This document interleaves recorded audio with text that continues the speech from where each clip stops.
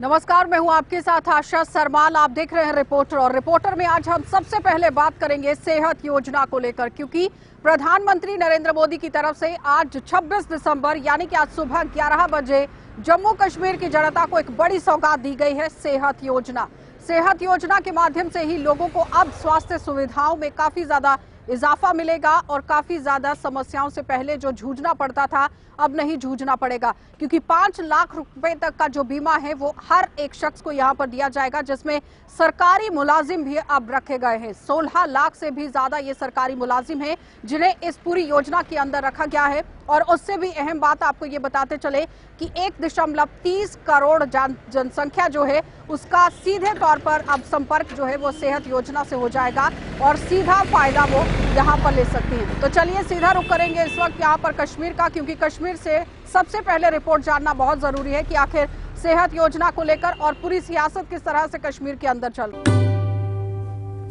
जम्मू कश्मीर में prime minister की आज की इस स्कीम का आम लोगों को कितना इस्तेफादा या फायदा मिलता है ये बाद की बात है, लेकिन आज प्राइम मिनिस्टर ने ऑनलाइन नई दिल्ली से जम्मू कश्मीर के SKICC में ऑनलाइन प्रोग्राम में शिरकत की और बड़ी तादाद में अफसरान और कई वो पेशेंट भी थे जिन्हें अभी तक आयुष्मान स्कीम का भरपूर तरीके से फायदा हासिल हुआ। ये स्कीम जो है इसमें 5 लाख रुपया तक का आपको कवर दिया जाएगा जब आप खुदा न खास्ता किसी ऐसी आजमाइश से गुजरे जहां आपको हॉस्पिटल जाना पड़े, जहां आपको बड़ा खर्चा उठाना पड़े।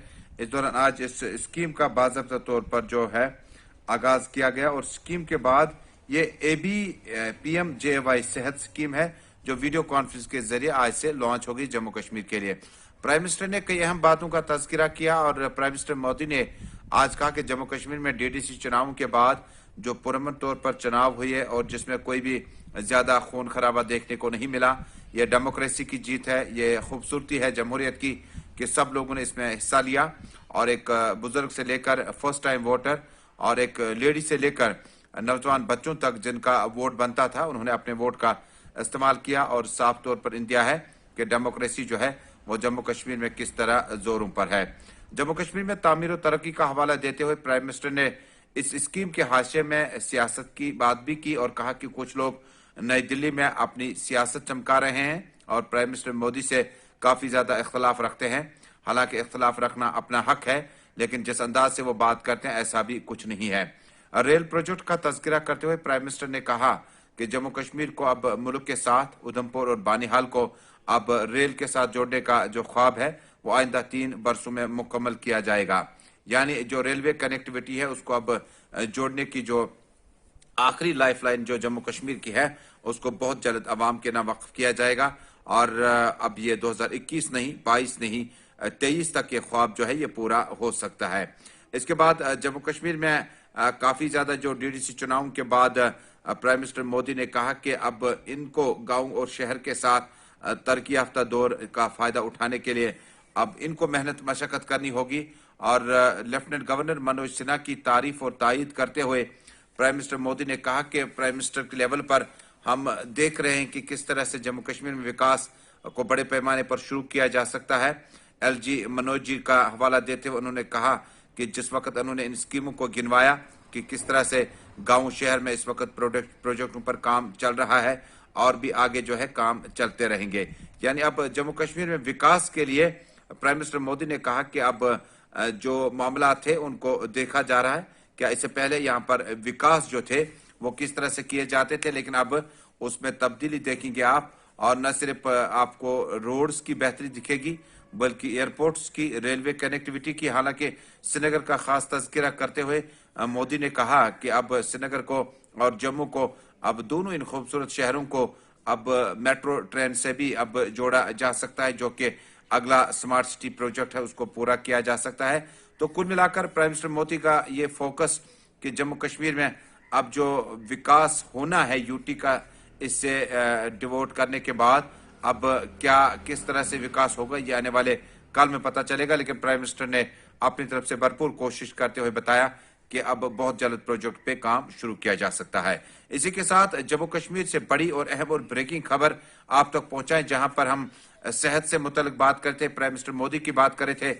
अब ये भी बड़ी खबर डेवलप हो रही है कि जम्मू कश्मीर से अब 100 के करीब लोगों के खिलाफ पब्लिक सेफ्टी एक्ट सरकार लगा सकती है। जी हां, जम्मू कश्मीर में डीडीसी चुनावों के बाद खासकर कश्मीर घाटी में लॉ एंड ऑर्डर को खराब करने और अपने तरीकों से जिस वक्त उन्होंने कैंपेन किया था या एंटी नेशनल तकरीरें भी की थी। आपको याद होगा कि मेंबर पार्लियामेंट मोहम्मद अकबर लोन के फर्जंद हिलाल अकबर लोन को पहले गिरफ्तार किया जा चुका है।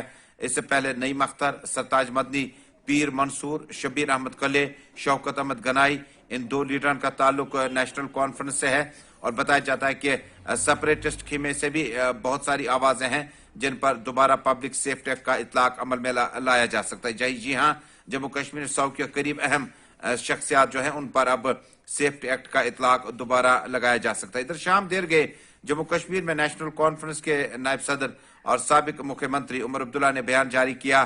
कहा कि पुलिस का इस्तेमाल करके अब डीडीसी इंडिपेंडेंट्स को किसी खास और मखसूस पार्टी की तरफ शामिल होने के लिए फोर्स किया जाता है। जी हां, डीडीसी चुनावों के बाद श्रीनगर में भी अब 7 उम्मीदवार जो आजाद थे उनमें से अपनी पार्टी के लिए कई उम्मीदवारों ने ज्वाइन पहले ही किया जो अपनी पार्टी ने दावा किया और पीएचडी यानी गुपकार अलायंस के लिए कितने और उम्मीदवार ज्वाइन करते हैं उसके लिए भी इंतजार करना होगा।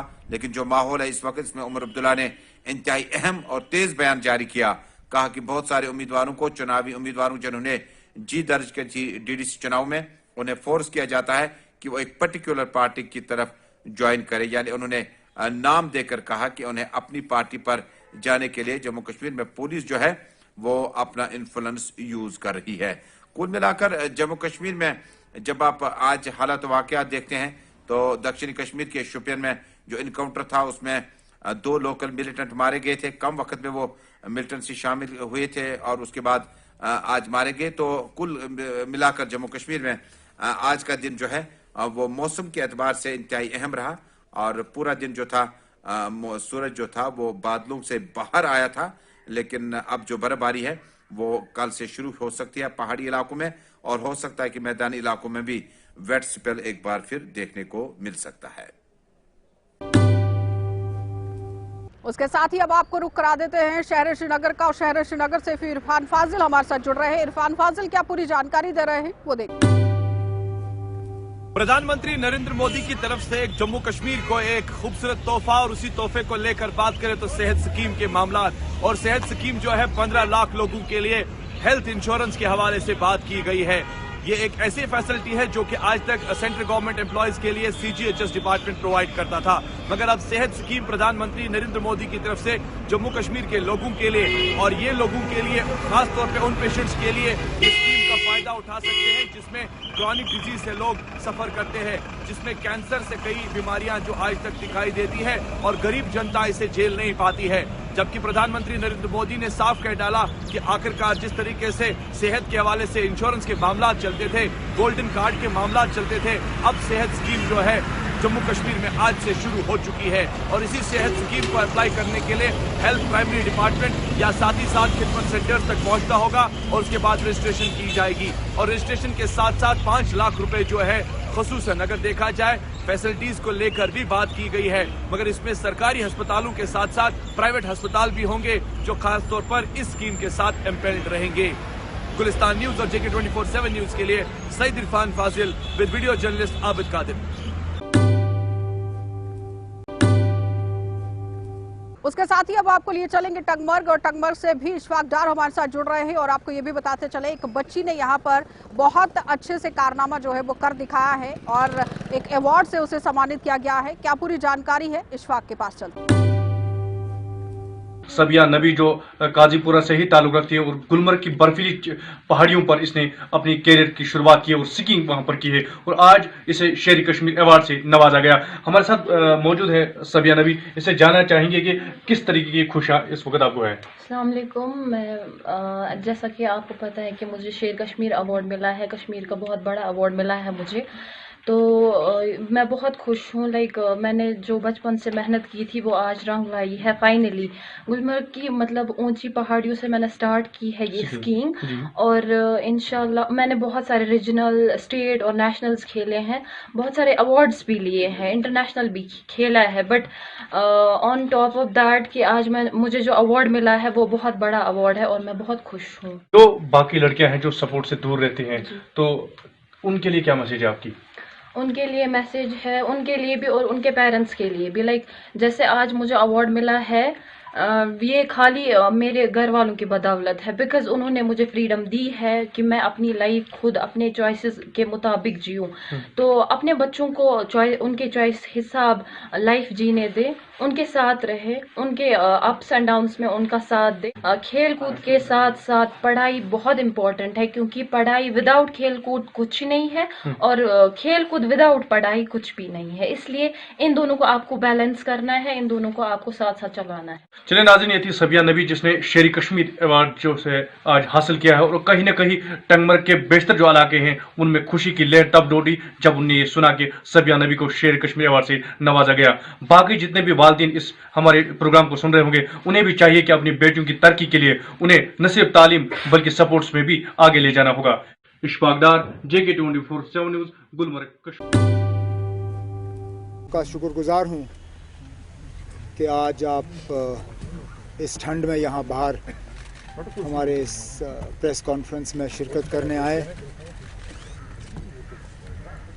बड़ी मुद्दत के बाद इस तरह आप सबसे मुलाकात का मौका जो है हासिल हुआ है।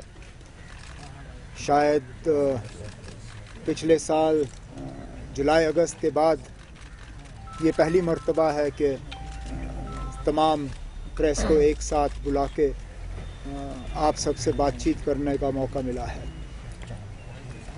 आज आपको बुलाने का जो मकसद है वो बिल्कुल क्लियर है। हाल ही में हुकूमत ने यहाँ पे DDC के इलेक्शन कराए। नतीजे सबके सामने हैं, किस पार्टी ने कितने सीट लिए।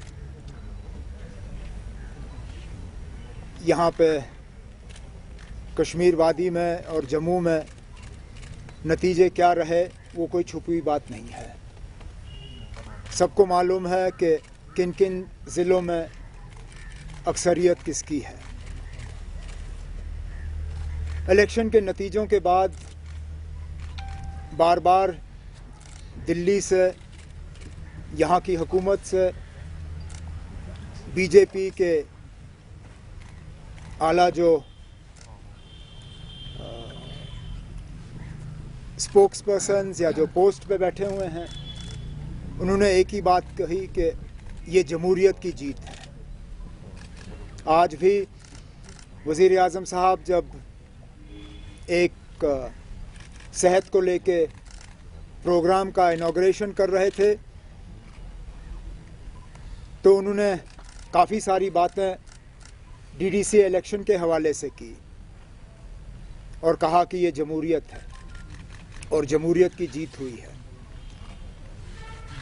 अगर वाकई जमहूरियत की जीत हुई है तो फिर जमहूरी तरीकों से ही अगला कदम जो है लिया जाना चाहिए। और अफसोस की बात यह है कि ये नहीं हो रहा है।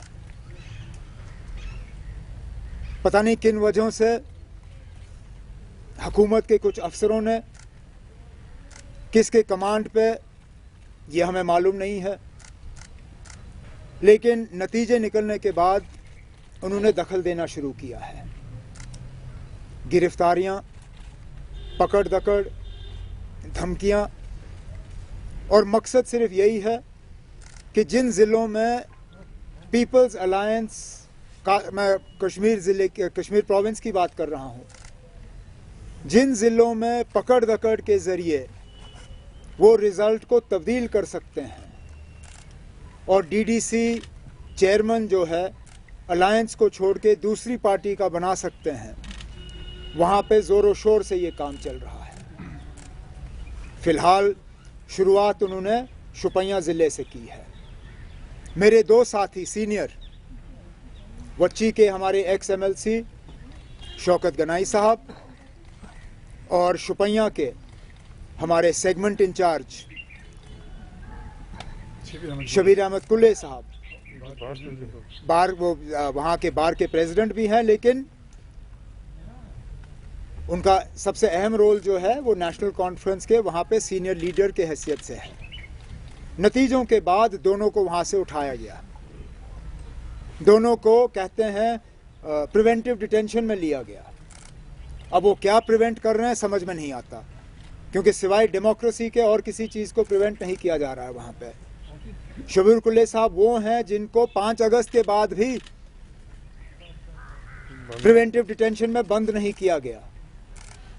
अगर तब उनको बंद करना जरूरी नहीं था तो आज नतीजों के बाद उनको बंद क्यों किया गया वो अब हमें मालूम चल रहा है, क्योंकि वहां पे एक एक करके जो जीते हुए लोग हैं उनको श्रीनगर लाके अपनी पार्टी जो है उसमें ज्वाइन किया जा रहा है। इसमें इंडिपेंडेंट्स भी हैं, इसमें कांग्रेस के भी हैं, पीडीपी के भी हैं, और बदकिस्मती से कल हमने देखा कि नेशनल कॉन्फ्रेंस के मैंडेट पे, नेशनल कॉन्फ्रेंस के सिंबल पे जो एक लेडी वहां जीत के आई, मुमताज यास्मीना सॉरी, उनको भी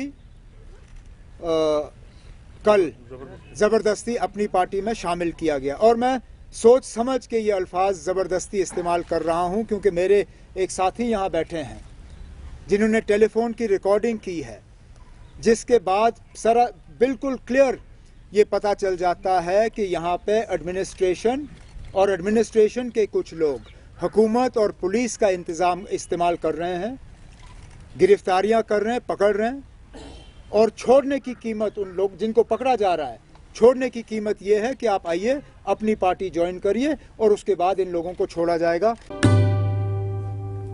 चलिए अब रुक कर लेते हैं बड़गाम का, क्योंकि बड़गाम के अंदर बजरी का जो माफिया है वो भी सामने आया है और उसके साथ ही साथ लैंडस्लाइड भी यहाँ पर पेश आई है। अशरफ डार हमें रिपोर्ट दे रहे हैं, देखिए।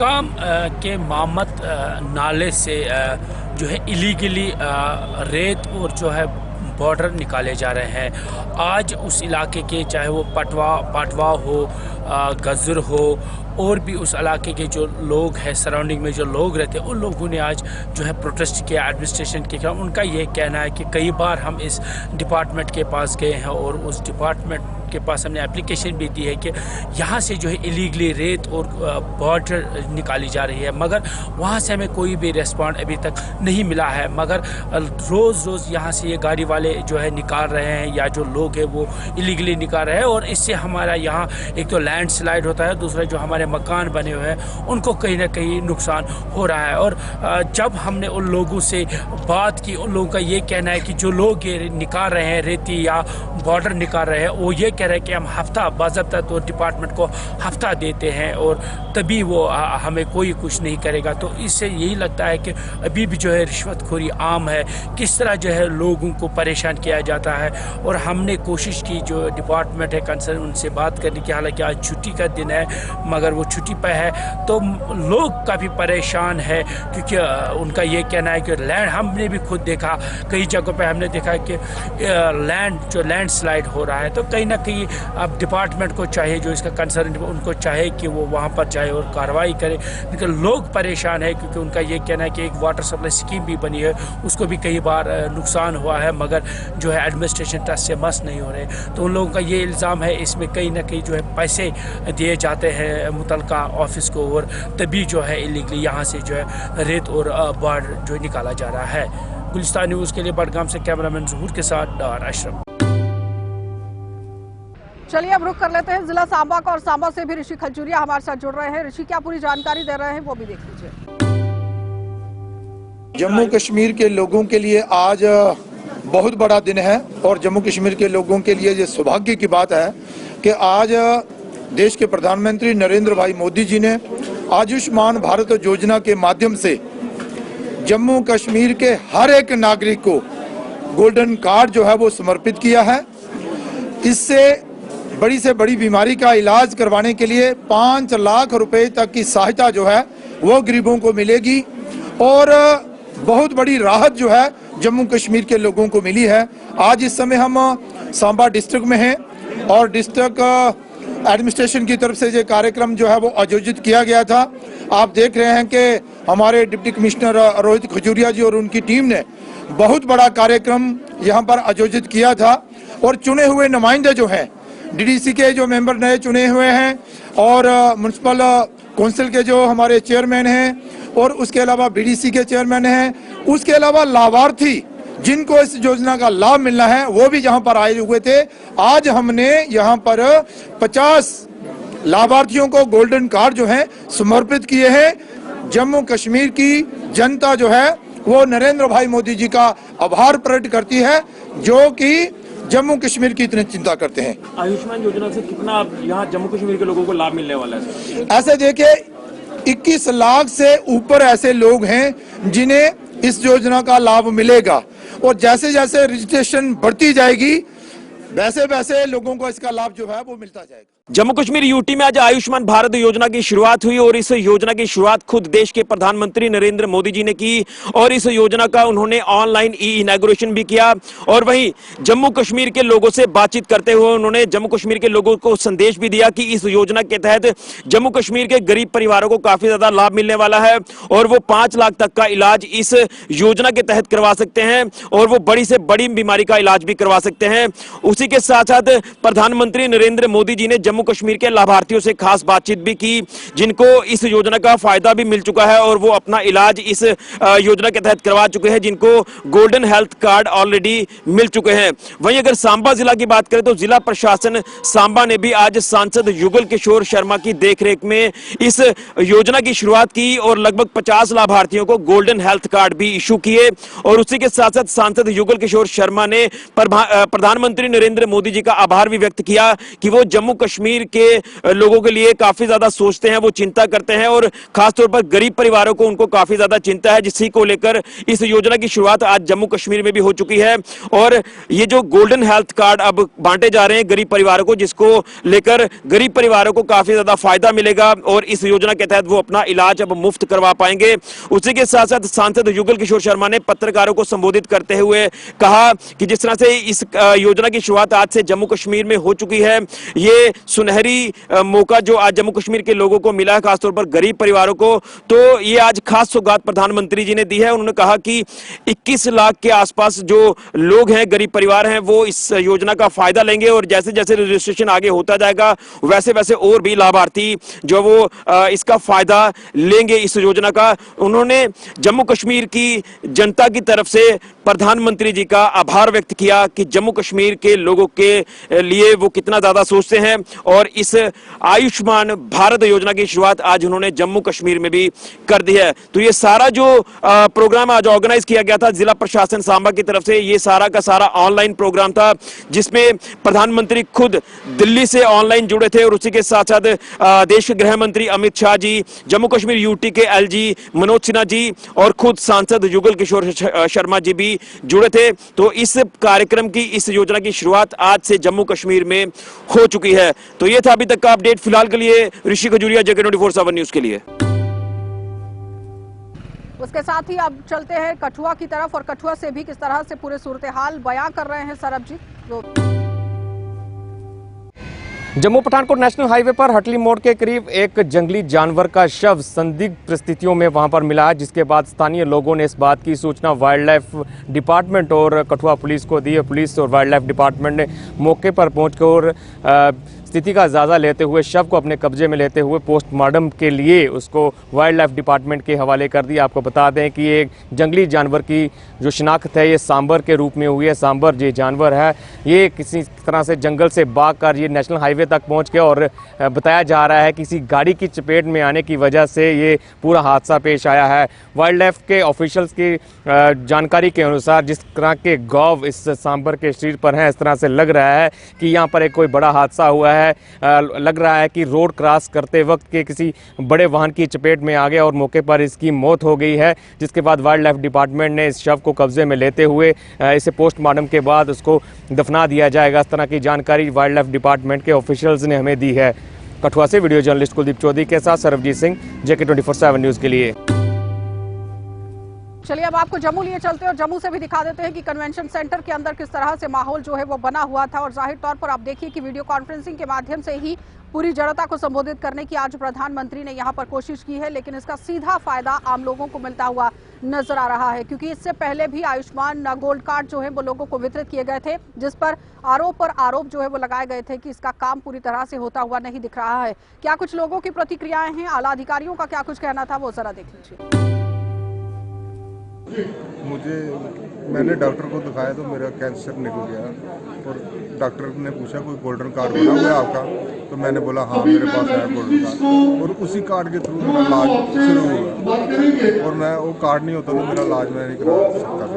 मैं बहुत शुक्रगुजार हूँ नरेंद्र भाई मोदी का, जिसने मुझे वो कार्ड स्कीम चलाई हुई है और वो कार्ड वो मुझे, और मैं कहता हूँ मेरा इलाज हो रहा है, सबका कार्ड बनना चाहिए और सबका बेनिफिट मिलना चाहिए। बहुत शुक्रगुजार हूँ नरेंद्र भाई मोदी का। से हमारी कीमो फ्री में होती है और बख्शी नगर हॉस्पिटल में हमारा इलाज चल रहा है। हम हैं भी जम्मू के हैं, हम बाहर कहीं नहीं लेके गए। हमारा शबाब अंगुराला डॉक्टर इलाज कर रहा है, उसने कार्ड हमें चला दिया, हमारा कार्ड चल रहा है, हमारा इलाज चल रहा है, फर्क नहीं पड़ रहा है कीमो से। 60%